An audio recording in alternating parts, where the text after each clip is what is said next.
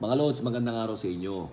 Ito nga palang pinapakita kong sapatos sa inyo. Siguro, ang isa sa pinakasulit na sapatos ngayon sa TikTok shop. Kasi Lods, usually, ang presyo ng sapatos na to is nasa 3,500, minsan 2,900, 2,700 pag may mga magagandang voucher. Pero ngayon Lods, June 6, nakita ko 2,000 pesos lang. Tingnan nyo dyan sa Yellow Basket, i-check nyo kung anong voucher ang aabutan nyo. Maswerte kayo kung may 2,000 pa. Pero Lods, hindi lang naman siya sulit dahil mura siya. Sulit siya kasi Lods, isa to sa mga higher version ng sapatos sa 361 degrees.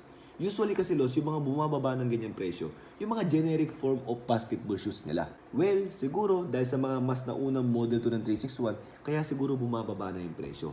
Pero Lods, hindi naman bababa yung materials na ginamit na nila dito at yung mga technology na ginamit nila para mabuo tong sapatos na to.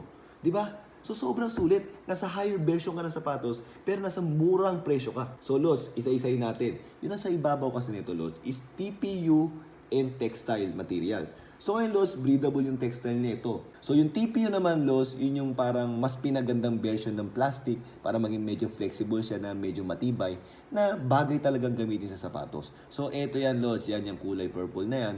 Tapos yan din yung nakakatulong para medyo maiwasan mo yung rollover, yung pagkatapilok ba. So yung mga ganyang klaseng materials Lods, dito sa 361 degrees, nasa higher version ng sapatos nila yan. Pagkatapos Lods, yung ginamit nila na highly responsive na cushioning dito is yung mas mataas yung technology, yung Energy X kung tawagin.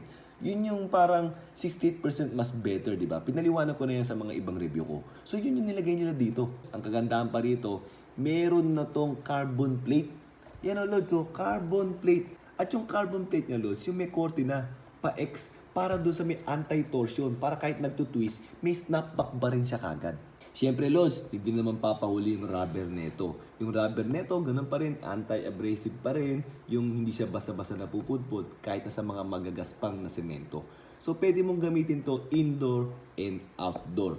Pagkatapos, Lods, dito kung mapapansin nyo, meron siyang tinatawag na arch lock. Arch support, Lods, ganun lang yun. So, kung mahilig ka maglagay ng insole na medyo merong arch support, hindi mo na ganun kailangan maglagay dito. Well, Lods, yung insole na ginamit nila rito is medyo ordinary lang. Pero kahit pa man, Lods, yung presyo nito at yung sa mga binanggit ko sa inyong technology na ginamit para mabuo tong sapatos na to, sobrang sulit na sulit talaga. And isa pa nga sa napansin ko, Lods, na kaya alam kong mas mataas na version ng 361 degrees to, is yung box na ginamit dito. Yung mga box kasi ng 361 Lods, doon pa lang malalaman mo na kung mas mataas na version ng 361 shoes yung binibili mo. So ito Lods, hindi to kasama sa mga ordinary box ng 361 degrees. So mga Lods, naipaliwanag ko na sa inyo kung bakit sobrang sulit ng sapatos na to.